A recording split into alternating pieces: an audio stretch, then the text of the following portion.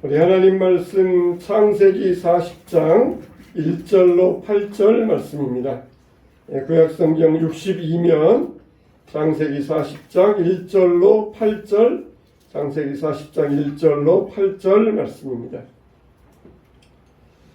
우리 한 절씩 교독합니다. 그 후에 애굽 왕의 술 맡은 자와 떡 굽는 자가 그들의 주인 애굽 왕에게 범죄한지라. 바로가 그 두번한 자는 곧 술 맡은 관원장과 떡 굽는 관원장에게 노하여 그들을 친리제당의 집안에 있는 옥에 가두니 곧 요셉이 갇힌 곳이라. 지휘대장이 요셉에게 그들을 수송하게 하매 요셉이 그들을 숨겼더라. 그들이 갇힌 지 여러 날이나 옥에 갇힌 애굽 왕의 술 맡은 자와 떡 굽는 자 두 사람이 하룻밤에 꿈을 꾸니 각기 그 내용이 다르더라. 아침에 요셉이 들어가보니 그들에게 근심의 빛이 있는지라. 요셉이 그 주인의 집에 자기와 함께 갇힌 바로의 신하들에게 묻되 어찌하여 오늘 당신들의 얼굴에 근심의 빛이 있나이까? 그들이 그에게 이르되 우리가 꿈을 먹었으나 이를 해석할 자가 없도다. 요셉이 그들에게 이르되 해석은 하나님께 있지 아니하니까 청하건대 내게 이르소서. 아멘. 항상 주의 은혜가 여러분과 함께 하시기를 주님의 이름으로 축원합니다. 참 사람들은 아주 바쁘게 살아갑니다. 근데 문제는 정신이 없다는 것이에요. 신발을 냉장고에 집어넣고 또 그리고 핸드폰은 신발장에 집어넣고 이렇게 정신없이 살아가고 있어요. 손에다가 핸드폰을 들고 있으면서도 핸드폰을 잡고 어부내기 찾으러 다니는 게 요즘 정신없이 살아가는 사람들의 모습이라고 할 수 있습니다. 그러나 우리가 살다 보면은 사람들에게는 반드시 기회가 온다고 합니다. 인생에 몇 번의 기회가 찾아오는데 문제는 우리가 그 기회를 잘 살릴 수 있느냐 살리지 못하느냐에 달려 있다고 합니다. 이것이 우리가 기회가 오면은 살릴 준비가 되어 있는 사람과 준비가 되지 않는 사람과의 차이이기도 합니다. 옛말에 기회는 사람의 얼굴로 찾아온다고 했습니다.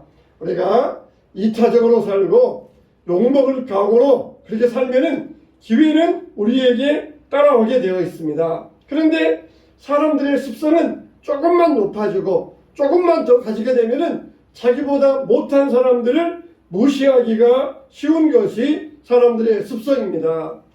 요셉은 감옥에 갇혔지만 거기에서도 고난 가운데서도 기회를 붙잡았어요. 요셉은 감옥에 있으면서도 기회를 잡은 사람이었습니다. 자, 그러면은 우리는 어떻게 해야 이 기회를 놓지 않고 붙잡을 수 있을까요? 요셉을 보면은 우리가 감옥에서도 인생의 막장 중에서도 기회를 잡을 수 있었는데 우리는 이 인생 살아가면서 우리에게 오는 기회를 어떻게 해야 잡을 수 있겠습니까? 저와 여러분들이 하나님이 주신 기회, 앞으로도 우리에게 여러분의 기회가 찾아오게 될 것인데 이 기회들을 놓치지 않기 위하여서 하나님의 기회들을 붙잡고 준비된 자로서 기회를 살리게 되시기를 주님의 이름으로 축원합니다. 첫째로 기회는 만남을 통해서 온다고 하였습니다. 따라서 합시다. 기회는 만남을 통해서 옵니다. 여러분, 이 요셉이 보디발의 아내의 억울한 누명으로 감옥에 갇히게 되었어요. 그런데 거기에서 애굽 왕의 술 맡은 관원장과 떡 맡은 관원장을 만나게 되었습니다. 이 두 관원장, 비록 감옥에 들어왔지만은 그래도 굉장한 고관이기 때문에 감옥에 들어왔어도 그 위세는 등등했습니다. 왜 그러냐? 그러면은 얼마든지 왕의 마음이 바뀌어서 감옥에서 나오기만 하면은 옛날에 그 고관의 자리로 돌아가기 때문에 비록 감옥에 있지만은 그 사람을 소홀히 할 수 없었어요. 단순히 술 맡은 관원장, 떡 맡은 관원장이 청와대 요리사 되는 그런 요리사 정도의 직급이 아니라 왕에게는 이 울타리가 있어요. 왕에게는 장벽이 있습니다. 왕에게는 함부로 사람들이 가까이 올 수가 없어요. 근데 왕에게 가까이 와서 술을 대접에 올리고 떡을 대접에 올린다는 것은 왕과 굉장한 깊은 관계가 이루어졌다는 것입니다. 그래서 왕은 그런 사람들을 통하여서 정보를 듣고 세상 돌아가는 이치를 들으면서 그 사람들을 통하여서 정치적인 이 운영의 방향을 잡아갑니다. 단순히 요리만 해서 올리는 자가 아니라 왕에게 국정 운영의 방향을 잡아주는 사람이 바로 이 술관원장이고 떡관원장이에요. 그래서 이런 자리에 올라가려면은 굉장히 교양도 있어야 되고 정치적인 식견도 있어야 되고 그리고 경륜과 지식도 있어야 됩니다. 성경에 보면은 느헤미야가 이 바벨론 왕의 술 맡은 관원장이라고 했어요. 근데 느헤미야는 나중에 유대 총독으로 파송됩니다. 이렇게 이런 자리가 술 맡은 관원장, 떡 맡은 관원장의 위치예요. 근데 이들이 왜 왕의 미움을 받아서 감옥에 왔느냐? 아마도 독살 혐의를 받았기 때문일 것이다. 그렇게 추측해 볼 수 있어요. 왕에게 가까이 있지만은 언제든지 왕은 독살의 위협을 받고 있어요. 그래서 이 두 사람이 독살의 위협 혐의를 받고 감옥에 갇혔을 것이다. 이렇게 추측해 볼 수 있습니다. 이렇게 왕의 고관이었던 사람이 요셉이 있는 곳으로 찾아오게 되었어요. 요셉 같은 사람은 이런 사람을 만날 수도 없는 사람이었는데 감옥에 있으니까 이런 사람을 만나게 되었고 그리고 거기에서 술 맡은 관원장과 떡 맡은 관원장을 수종들 수 있게 되었던 것입니다. 하나님의 섭리는 놀랍지 않습니까? 하나님은 이 관원장들을 감옥으로 보내서 요셉의 말을 듣게 하여 주셨던 것이에요. 하나님은 이 사람들을 만나게 하기 위하여서 요셉을 미리 감옥에 넣고 이 만남을 준비하고 계셨던 것입니다. 우리가 어떤 일이 있어서 만일 감옥에 갇힌다고 생각을 해보세요. 정말 유쾌하지 못할 것입니다. 감옥에 갇히는 일은 인생에 있어서 고난 중에 고난스러운 일이 아닐 수가 없어요. 그런데 하나님은 이런 고난을 통하여서 만남을 예비하여 주셨고 그리고 그 만남을 통하여서 요셉에게 기회가 찾아오게 하셨던 것이에요. 요셉을 때가 올 때까지 기다리게 하셨고 그 만남으로 연결하여 주셨던 것입니다. 그런데 우리가 이런 만남을 그냥 오래 참는다 그래서 인내한다 그래서 이런 만남이 이루어지는 것이 아니에요. 이런 만남의 기회는 하나님께서 함께 하셔야 됩니다. 사람이 99%를 인내해도 1%를 인내하지 못해서 목적을 이루지 못할 때가 있어요. 무조건 참는다 그래서 인내가 아니에요. 끝까지 인내하려면 우리가 하나님의 때를 알아야 됩니다. 하나님의 때를 모르니까 인내에 실패하는 것이에요. 요셉은 인내의 달인이었습니다. 그래서 하나님의 때를 기다리면서 끝까지 인내할 수 있었던 것이에요. 여러분 우리의 인생의 만남을 보세요. 여러분이 원해서 만난 만남이 있습니까? 인생의 첫 번째 만남이 무엇입니까? 부모와의 만남이에요. 그리고 형제와의 만남입니다. 이런 부모와의 만남, 형제와의 만남, 여러분이 원해서 만난 만남이 있습니까? 원해서 만난 만남이 없어요. 이 만남은 다 하나님의 계획 속에 들어있는 만남입니다.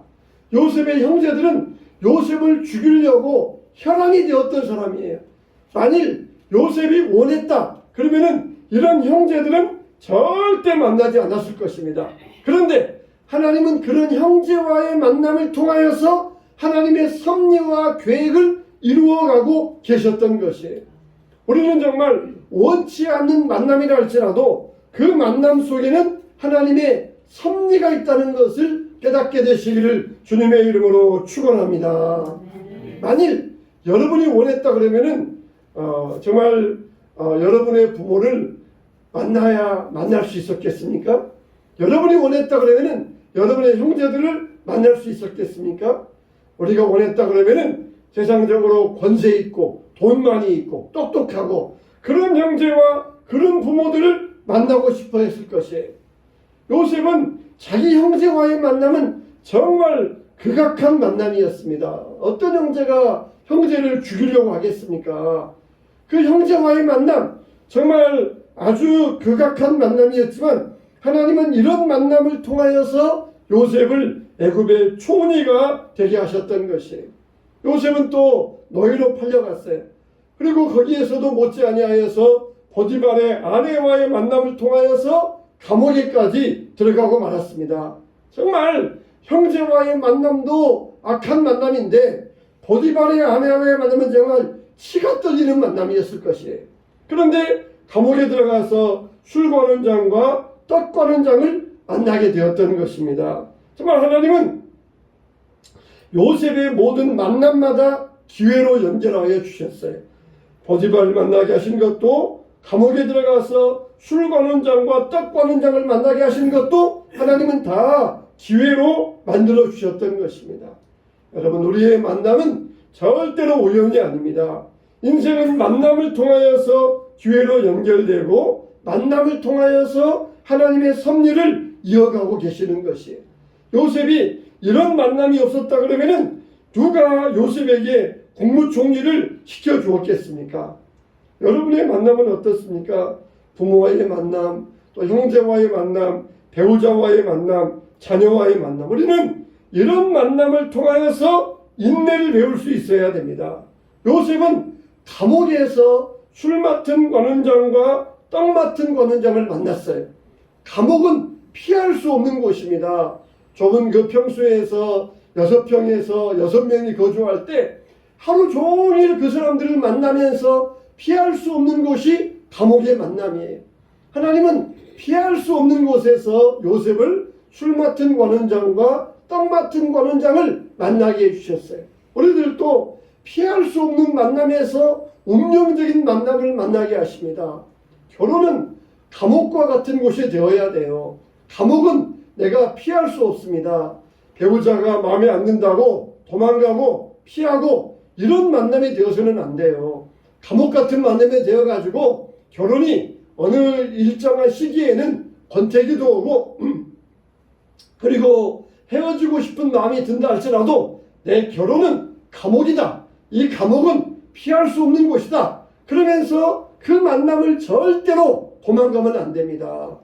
자녀와의 만남, 또 우리가 여러 가지 만남 속에 있어서 내가 원한다고 도망가는 만남, 그런 만남 속에는 평강이 없어요. 내가 정말 이 만남이 감옥이지만은 이 감옥 같은 만남 속에서 하나님의 섭리가 있고 하나님의 계획이 있다. 그리고 그 만남을 기회로 삼을 수 있어야 돼요. 오늘날의 사람들은 이 만남을 다 도망가는 기회로, 도망가는 그런 시간으로 만들어 버립니다. 그래서 조금만 마음에 안 들면은 직장도 때려치우고, 조금만 마음에 안 들면은 배우자와도 이별해 버리고, 조금만 마음에 안 들면은 친구도 멀리하고 손절해 버리고, 이런 만남이 오늘날은 우리에게 기회를 만들어 주지 않아요. 요셉은 감옥 속에서의 만남을 통하여서 정말 도망갈 수 없는 그 만남 속에서 하나님은 요셉의 기회를, 인생의 기회를 주셨던 것이에요. 사람들도 만나보세요. 우리가 오래 만난 만남 속에서 정말 거기에 진짜가 들어있지 않습니까? 도망갈 수 없는 만남, 거기에 우리가 하나님의 기회가 있다는 것이에요. 우리가 과거를 회상하면서 내가 얼마나 옛날에는 잘 나갔었는데, 옛날에는 내가 얼마나 높은 사람이었는데, 이렇게 큰 소리 치는 사람들은 술 맡은 관원장과 떡 맡은 관원장이에요.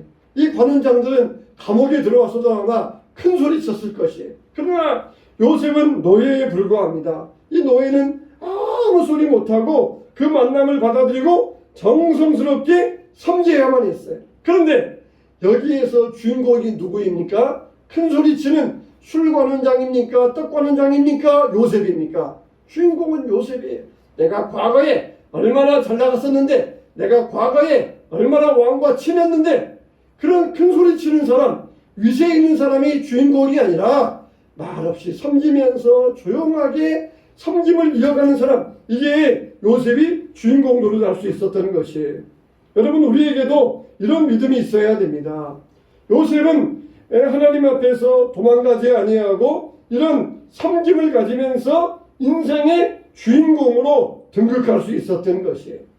과거만 자랑하는 이런 권원장 같은 사람이 아니라 감옥에 들어와서도 잘난 척하는 사람이 아니라 정말 이 만남을 기회로 알고 축복으로 만들어갈 수 있어야 돼. 대접을 받으려고 우리가 하면 안 됩니다. 섬김을 받으려고 하면 안 됩니다. 결혼도 결혼해서 대접받으려고 결혼하면 안 됩니다. 이런 만남의 축복을 만들어가기 위해서는 우리가 대접할 수 있어야 돼.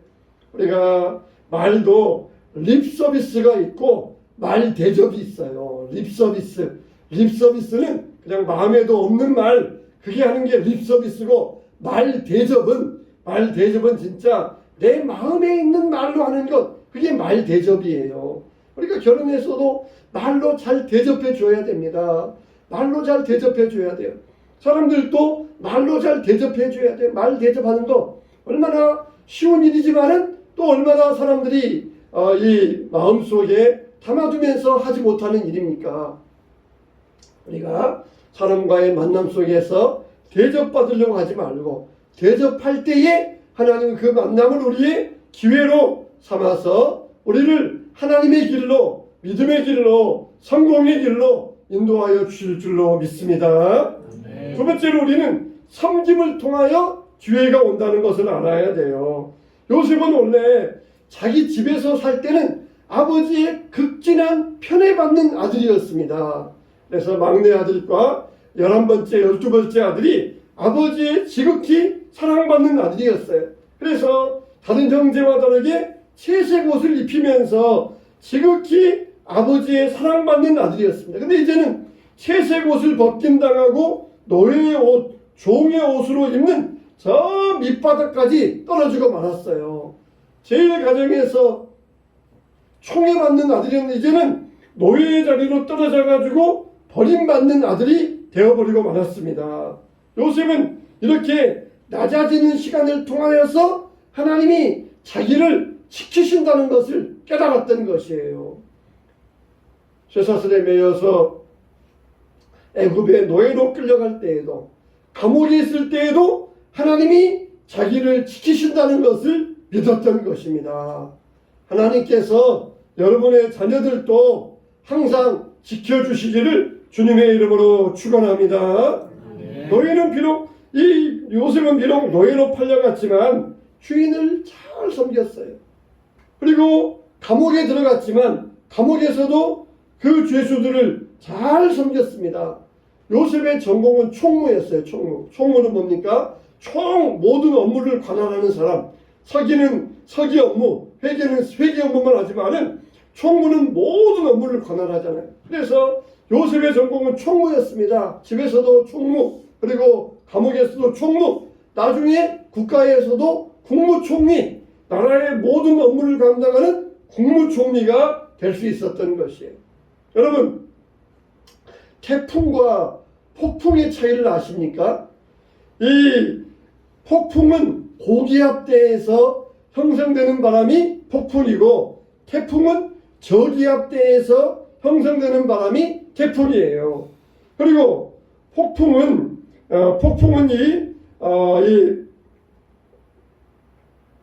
위에서 아래로 쳐내리는 바람이 폭풍이고, 태풍은 아래에서 위로 쳐올리는 바람이 태풍이에요.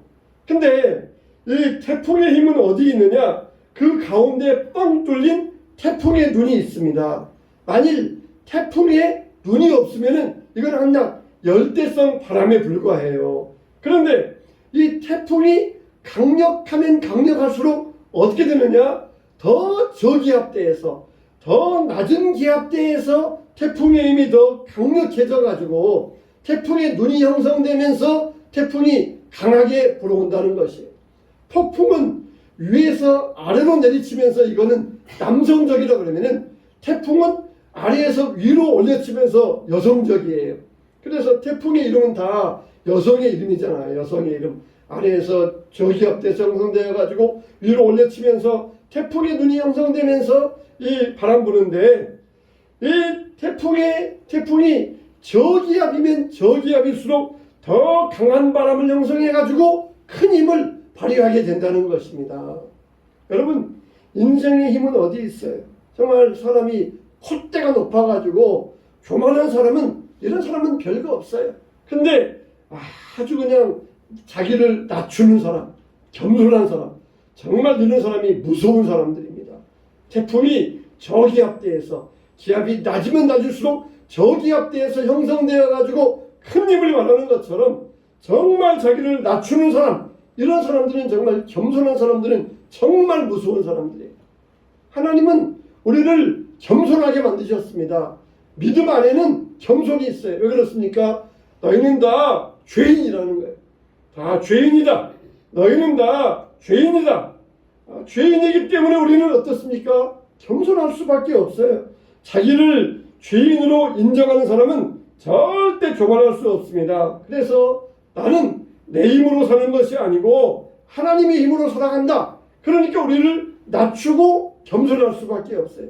요셉은 자기를 낮추고 겸손했어요.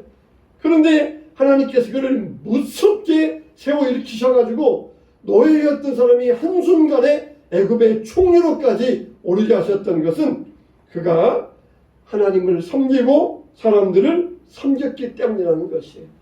여러분, 우리에게는 이런 겸손함이 있어야 됩니다. 자기를 낮추는 겸손함이 있어야 돼요. 사람의 성공은 자기를 낮추는 데 있는 것입니다. 항상 자기를 낮출 때 하나님은 그 섬김을 기회로 만들어 주시는 것입니다. 지혜와 지식의 근본은 하나님을 섬기는 것이라 그랬어요. 그리고 내가 죄인임을 인정하는 것이라 그랬습니다. 나는 죄가 없다. 그렇게 말하는 사람은 나는 바보다. 그렇게 말하는 사람과 똑같은 사람이에요. 나는 죄인입니다. 나는 하나님밖에 없습니다. 내 힘으로는 할 수 없습니다. 하나님 도와주세요. 그럴 때에 그 낮은 곳에서 태풍의 힘이 형성되어 가지고 큰 힘을 발휘하게 하시고 한순간에 높여 주시는 것입니다.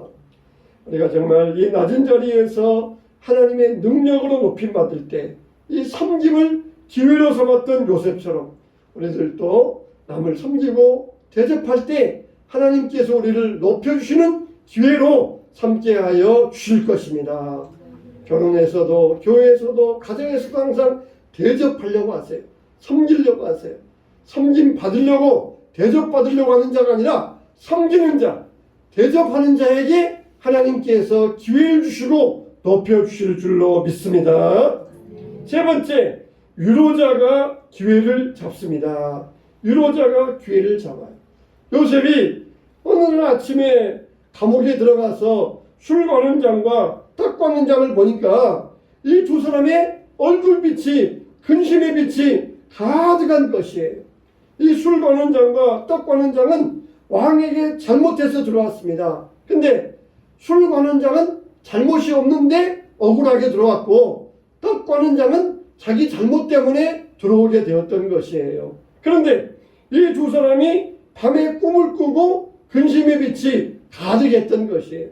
사람이 마음속에 염려가 있으면 또 악몽을 꾸게 되잖아요. 악몽은 언제 꿉니까? 스트레스가 있고 근심이 있을 때 사람이 악몽을 꾸잖아요. 이 두 사람이 그랬어요. 그래가지고 꿈을 꾸었는데 도대체 그 꿈의 뜻을 모르는 것이에요. 요셉이 아침에 들어가 보니까 두 사람의 얼굴에 근심의 빛이 가득했어요. 그냥 요셉이 내가 맡은 일, 이 사람들 수종드는 일이니까 내가 맡은 일이나 잘해야 되겠다. 그러면서 무심히 지나가 버렸더라면은 요셉이 국무총리의 자리를 못 잡았을 것이에요. 그런데 요셉은 두 사람의 얼굴빛을 자세히 알아보고 그리고 그들의 아픔에 동참하면서 그들에게 이유를 물어봤어요. 상태를 모른 채 그냥 무심히 넘어가지 아니하고 요셉은 그들을 자세히 살펴보고 위로자의 자리에 들어가서 기회를 잡을 수 있었던 것이에요. 그냥 우리가 어떤 일을 볼 때 무심히 지나가면은 영광의 기회를 놓쳐버립니다. 요셉은 그 기회를 놓치지 않았던 것이에요. 어떤 상황에서도 요셉은 성실했었고 섬김을 포기하지 않았습니다. 주인 보디발의 아내를 섬기다가 감옥에 들어왔어요. 그렇지만은 요셉은 그 억울한 상황에서도 자기의 섬김의 위치를 포기하지 않았던 것이에요. 내가 기껏 보디발의 집안을 잘 섬겼는데 겨우 나에게 돌아온 것은 감옥 가는 것밖에 없었다. 그러면서 그가 슬렁슬렁 대충대충 살았더라. 그러면은 요셉은 영광의 기회를 놓쳐버리고 말았을 것이에요. 우리가 직장에서도 그런 일들 당하지 않습니까? 기껏 열심히 했는데 공로는 남이 채까버리고 자기에게는 아무것도 돌아오지 아니할 때 내가 열심히 했지만은 결국 나에게 돌아온 것은 뭐냐? 그러면서 낙심하지 마세요. 하나님이 다 알고 계셔요. 하나님은 다 보고 계십니다. 우리가 주일을 할 때도 교회에서 섬김에 봉사할 때도 사람들은 알아주지 않는다 할지라도 하나님은 다 알고 계셔요. 요셉은 이 섬김을 포기하지 않았고 그 죄수들의 얼굴에 근심빛까지 무심히 지나가지 아니하고 물어보았던 것이. 우리들도 이런 말에 물음이 있어야 됩니다. 말에 물음이 있어야 돼요. 요셉이 이렇게 자기도 죄수로 살아가면서도 다른 죄수를 위로할 수 있었던 것은 그가 하나님의 위로를 받았기 때문입니다. 항상 그는 어렸을 때 꾸었던 꿈을 생각하면서 위로받았어요. 해와 달과 별이 자기에게 절하는 꿈, 부모와 형제의 곡식단이 자기에게 절하는 꿈, 그 말씀을 기억하면서 위로받았던 것입니다. 여러분, 우리의 위로는 무엇이 있습니까? 살다가 보면은 마음이 상할 때가 있어요. 그때 우리는 말씀을 기억하셔야 됩니다. 두려워 말라, 놀라지 말라, 내가 너와 함께함이니라. 내가 너의 하나님이 됨이니라. 너의 발이 어디 가든지 내가 너와 동행하느니라. 요셉은 항상 그 꿈을 생각하면서 하나님의 위로를 받았어요. 그러니까 죄수로 갇혔지만은 마음에 상처가 없었어요. 그래서 다른 죄수들을 위로해 줄 수 있었던 것입니다. 사도 바울은 자기가 감옥에 갇혀 있으면서도 감옥 밖에 있는 성도들을 위로하고 있어요. 내가 받은 위로로서 너희를 위로하니 하나님의 위로가 너희에게 임하기를 원한다. 왜 그렇습니까? 바울은 감옥 속에 있으면서도 하나님의 위로를 받았기 때문에 감옥 밖에 있는 자들을 위로할 수 있었던 것입니다. 지금 나에게 문제가 있다 할지라도 다른 사람들에게 관심을 보인다 그러면은 다른 사람들은 위로를 받을 것이에요. 내가 암에 걸려 있는데 내 병상 옆에 있는 다른 환자를 위로한다 그러면은 그 환자가 나 때문에 위로를 받을 것이에요. 야, 저분은 저렇게 자기보다 더 큰 병에 걸렸는데 저렇게 나를 위로해 주고 계시구나. 그러면서 그 환자가 나 때문에 위로를 받게 될 것입니다. 나는 문제가 있지만은 다른 사람을 위로하면은 그 위로받는 사람은 나 때문에 위로를 받게 될 것이에요. 여러분, 하나님이 우리에게 이런 위로를 허락해 주시기를 주님의 이름으로 축원합니다. 요셉은 자기도 감옥 속에 죄수로 있으면서 근심에 비치해 있는 다른 죄수의 얼굴빛을 무심히 지나가지 않았어요. 무슨 근심이 있으세요? 그러면서 물을 수 있어야 됩니다. 위로자가 되어야 됩니다.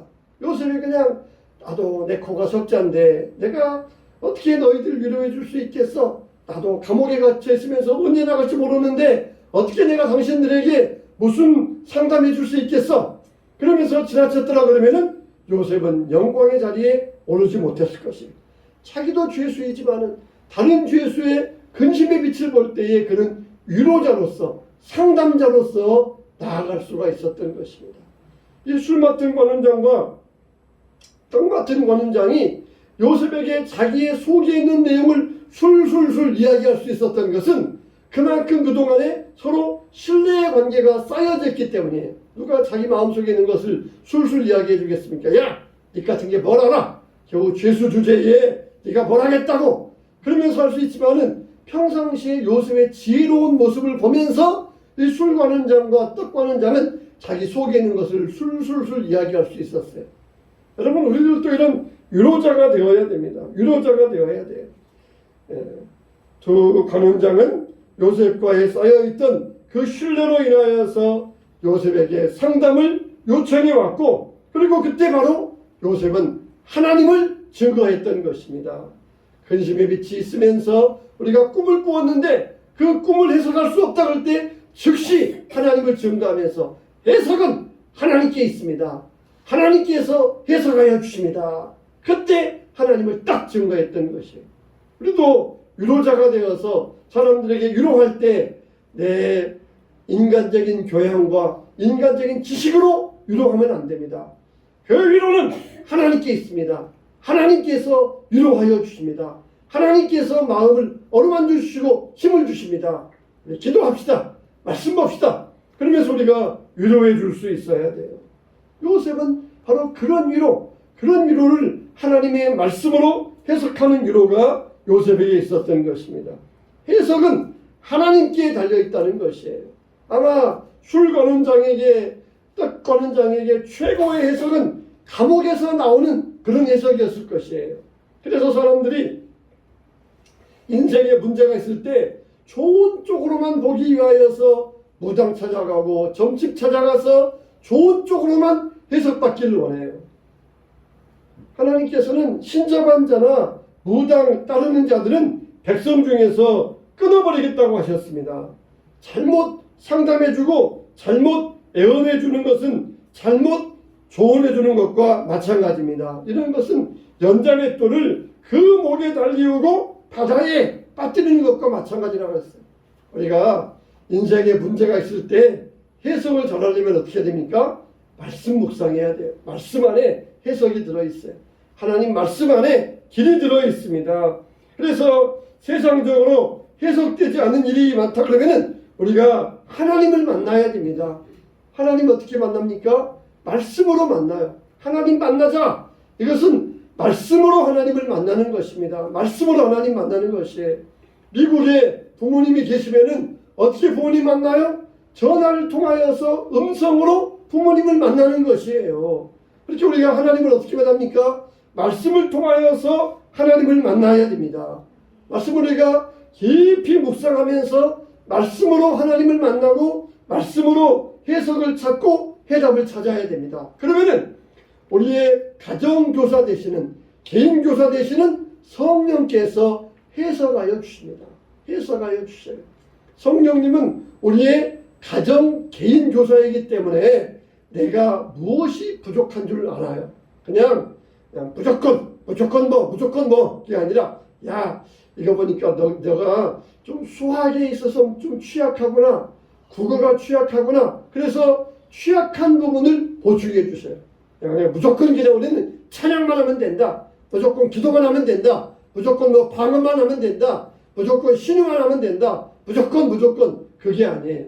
때로는 나에게 말씀이 부족한지, 때로는 나에게 찬송이 부족한지, 기도가 부족한지, 봉사가 부족한지, 물질이 부족한지 성령님은 딱딱딱딱 맞춤식으로 우리의 개인 가정교사가 되어가지고 우리의 부족한 면을 보충해 주시고 해석해 주시는데 그 길이 어디에 있다고요? 말씀 속에 있다고요. 말씀 속에. 말씀 속에서 우리의 부족한 것을 딱딱딱 지적해 주시고 찍어 주시면서 소위 쪽집게 과일을 하시면서 우리의 부족한 면을 채워주시는 것이 성령의 해석이라는 것이에요. 여러분 인생에 해석되지 아니한 문제가 있습니까? 내가 왜 저 사람을 만났을까? 왜 나에게 저런 일이 생겼을까? 왜 하필이면 나에게 이런 질병이 찾아왔을까? 해석되지 아니한 문제가 있습니까? 말씀을 통하여서 성령 개인의 가정교사의 해답을 얻게 되시길 바랍니다. 그러면은 하나님께서 우리의 모든 좋은 일과 나쁜 일도 하나님께서 합력하여 선을 이루어 주시게 될 줄로 믿습니다. 아멘. 요셉에게는 많은 흉한 일이 일어났어요. 많은 억울하고 나쁜 만남이 있었습니다. 그러나 요셉은 하나님을 통하여 말씀을 통하여 위로받았고 그것을 다 해석할 수 있었고 하나님 앞에서 그 인생을 복된 인생으로 만들어갈 수 있었던 것입니다. 우리 인생도 다 해석에 달려 있어요. 해석에. 요셉이 감옥에 들어갔다가 억울하다고 하나님을 원망하지 아니하고 좋은 쪽으로 해석하였을 때 하나님께서 요셉의 길을 복된 길로 인도하여 주셨던 것입니다. 하나님 우리에게도 이런 믿음의 해석을 주시어서 해석되지 아니한 여러분의 문제를 해석해 주시고 응답해 주시고 복된 길로 인도하여 주실 줄로 믿습니다. 하나님께 해석이 달려 있어요. 모든 해석은 하나님께 있습니다. 하나님께서 하십니다. 하나님 안에 있습니다. 성령의 해석을 따라서 살아갈 때 하나님께서 합력하여 손을 주시는 믿음의 역사가 여러분 가정과 여러분의 인생에 함께하게 되시기를 주님의 이름으로 축원합니다.